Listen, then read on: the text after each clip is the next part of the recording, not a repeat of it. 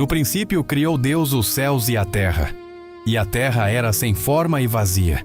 E havia trevas sobre a face do abismo, e o Espírito de Deus se movia sobre a face das águas.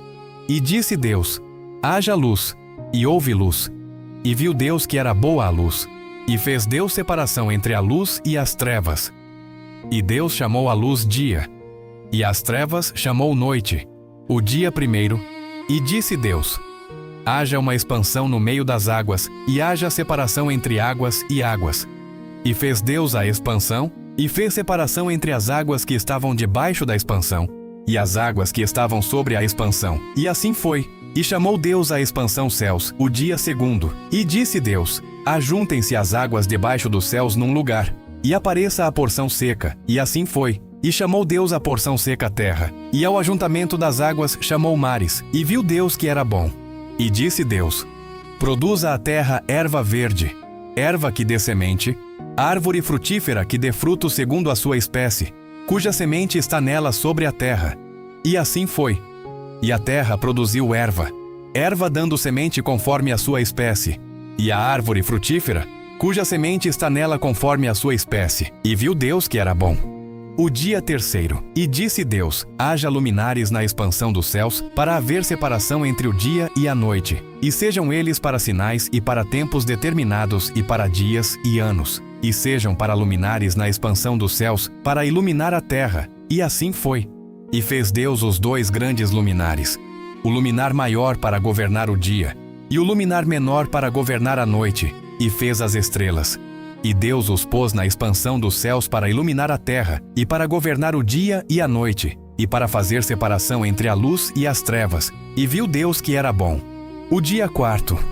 E disse Deus: produzam as águas abundantemente répteis de alma vivente, e voem as aves sobre a face da expansão dos céus. E Deus criou as grandes baleias, e todo o réptil de alma vivente que as águas abundantemente produziram, conforme as suas espécies, e toda ave de asas conforme a sua espécie. E viu Deus que era bom. E Deus os abençoou, dizendo: frutificai e multiplicai-vos, e enchei as águas nos mares, e as aves se multipliquem na terra. O dia quinto. E disse Deus: produza a terra alma vivente conforme a sua espécie, gado e répteis e feras da terra conforme a sua espécie. E assim foi. E fez Deus as feras da terra conforme a sua espécie, e o gado conforme a sua espécie, e todo o réptil da terra conforme a sua espécie. E viu Deus que era bom. E disse Deus: façamos o homem à nossa imagem conforme a nossa semelhança, e domine sobre os peixes do mar, e sobre as aves dos céus, e sobre o gado, e sobre toda a terra, e sobre todo o réptil que se move sobre a terra. E criou Deus o homem à sua imagem, a imagem de Deus o criou, homem e mulher os criou. E Deus os abençoou, e Deus lhes disse: frutificai e multiplicai-vos, e enchei a terra, e sujeitai-a, e dominai sobre os peixes do mar, e sobre as aves dos céus, e sobre todo o animal que se move sobre a terra. E disse Deus: eis que vos tenho dado toda a erva que dê semente, que está sobre a face de toda a terra, e toda a árvore em que há fruto que dê semente, ser-vos-á para mantimento, e a todo o animal da terra, e a toda a ave dos céus, e a todo o réptil da terra, em que há alma vivente, toda a erva verde será para mantimento. E assim foi. E viu Deus tudo quanto tinha feito, e eis que era muito bom.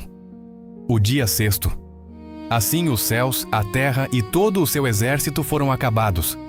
E havendo Deus acabado no dia sétimo a obra que fizera, descansou no sétimo dia de toda a sua obra que tinha feito. E abençoou Deus o dia sétimo, e o santificou, porque nele descansou de toda a sua obra que Deus criara e fizera.